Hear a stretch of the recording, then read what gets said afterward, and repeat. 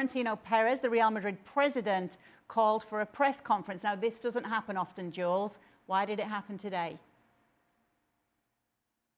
No, you're right, Kate. That hardly ever happens, to be fair. Halfway through the season like this, that Florentino Perez calls the media for a press conference. He didn't take any questions, by the way. It was just him. It was a long monologue, him talking.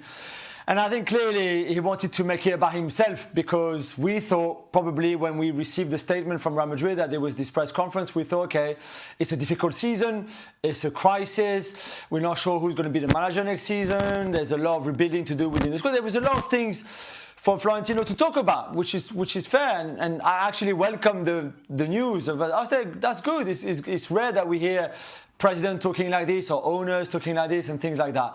And actually, it was just about Florentino Perez himself. It was all about him from start to finish, apart from a little bit around the Tchouaméni Valverde incident. But apart from that, it was a disaster class of a press conference. I thought everything he said pretty much sounded wrong. It sounded like not the right thing to say.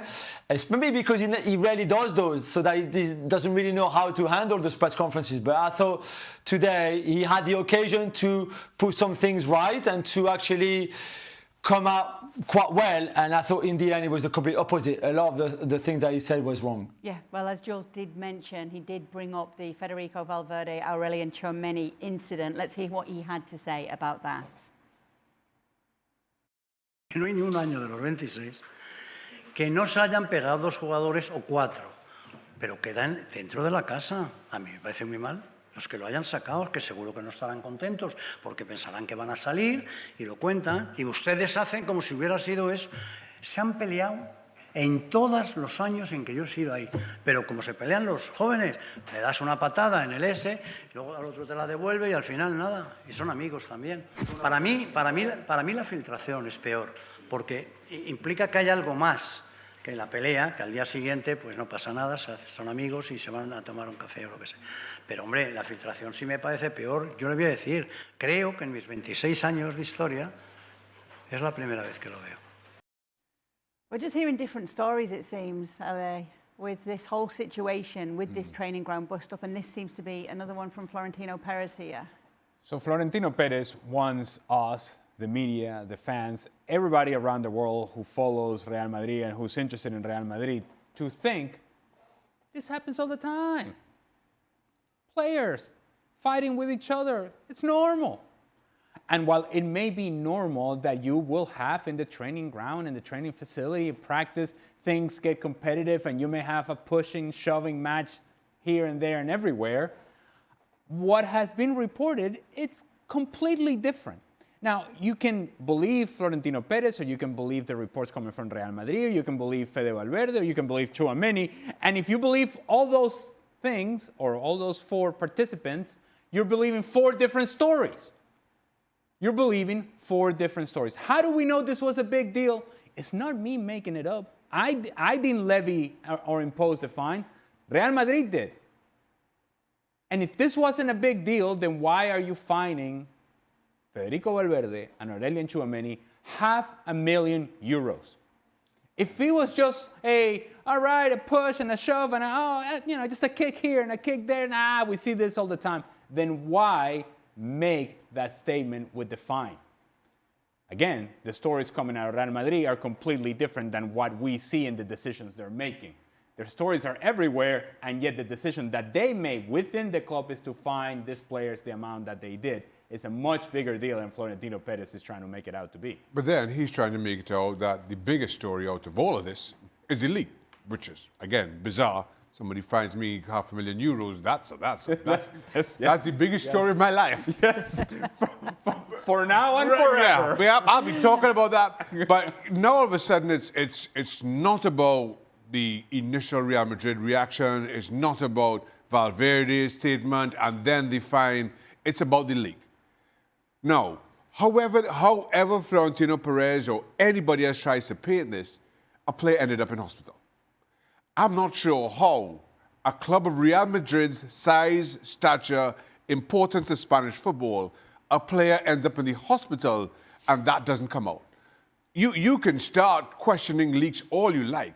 From the time a player ends up in the hospital, it is going to come out. So now you all of a sudden, Florentino Perez, with everything else, is trying to tell us, nope, look over here. Look at the birdie over here. Nobody is falling for that, Florentino. Not in this situation. This venting of Florentino Perez has just made things worse. There was a little bit more venting as well from this press conference that was held today, where Florentino Perez addressed the booing that we've heard throughout the season from the Santiago Bernabéu. Here's what he had to say. O sea, nosotros somos los socios, vamos con los jugadores. Pero ¿cómo vamos a pitar? Es como si pitamos a nuestros hijos. Qué perversidad más grande. Les han contaminado a algunos de estos que van, ya le digo, sobre todo los Ultrasur y sobre todo los Reventas. Tienen que estar para apoyarles. Y si necesitan ayuda, pues que se la den. Pero ¿qué es esto? ¿El circo romano? ¿Cómo es esto? Well, Jules, we're going to get to see on Thursday if it's a thumbs up or a thumbs down from the Bernabeu at the Roman Circus, because they will be at home to face Real Oviedo. This is going to be interesting.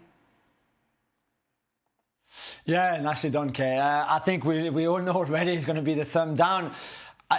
Whether I don't like when fans boo their players or whistle them, etc. I can understand. However, on this, Florentino Perez is the supremo leader of this club, right?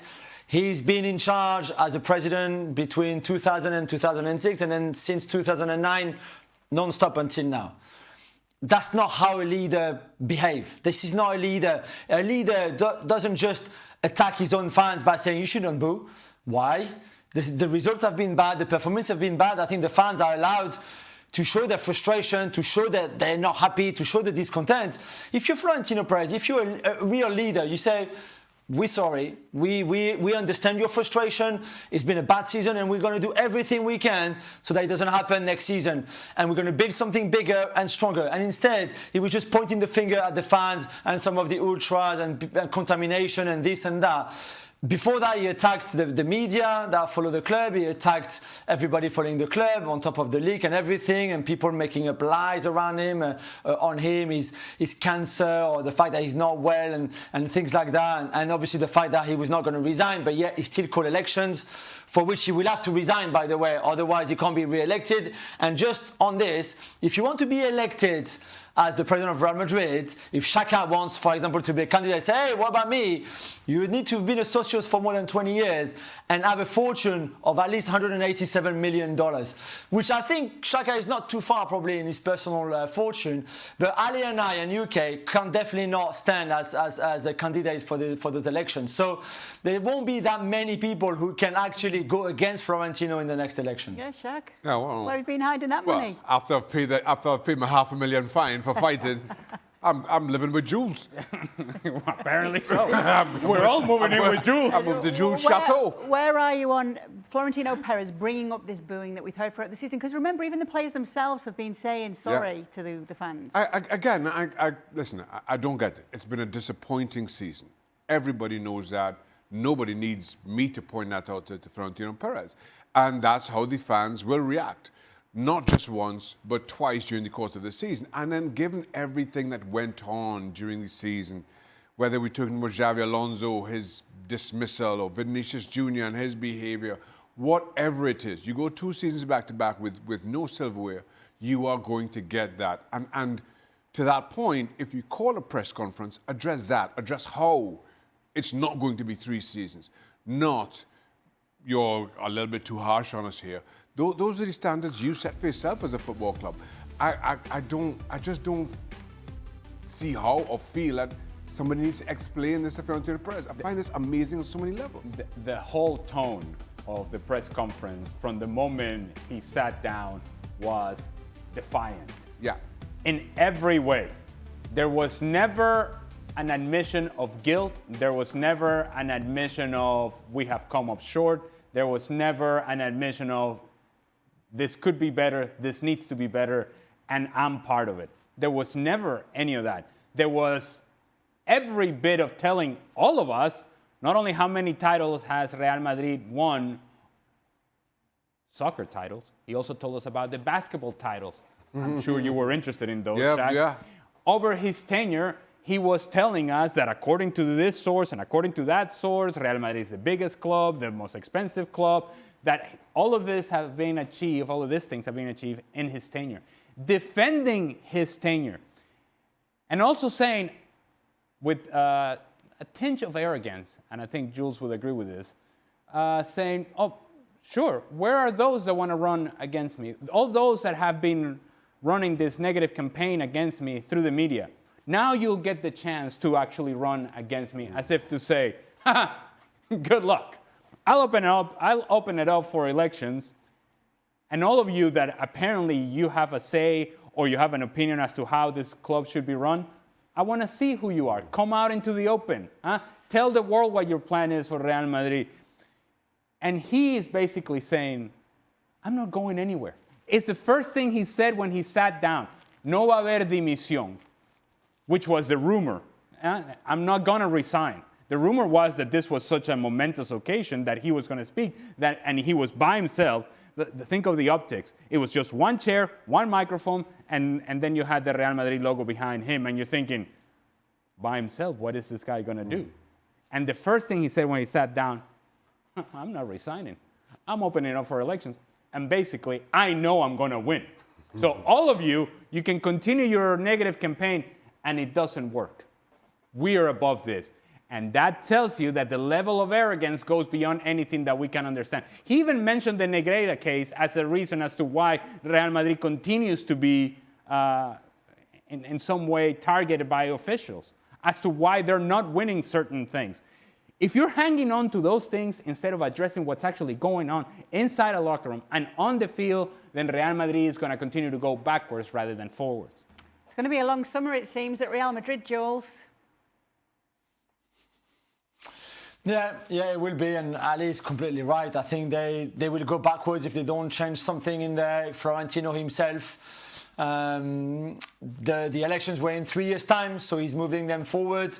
It will mean nothing because nothing will change. Again, he will be re-elected. He will say, look, I had 80% of the votes, if not more, because he might actually, by the way, be the only candidate in here. So it's either you vote blank or you vote for him. So he's going to win again and say, look, this is it. They've chosen me and I'm going to rebuild this. But how are you going to rebuild this? That's what we wanted to know today. This is what was the most interesting for all of us. Okay, he's not resigning, fine. So what are you going to do for this team to get better? Because the gap between them and Barcelona is just getting bigger and bigger and bigger. And by the way, they have far much more money than what Barcelona have. And yet, even with that financial power, look at where they are again. So it's going to be a big summer in terms of rebuilding the club, finding the right manager, maybe even resetting the identity and the DNA of that club with the new manager, with maybe a new team around him too. Because even that, as we've seen with the fight between Tchouaméni and Valverde, this seems to be a far away from the great years.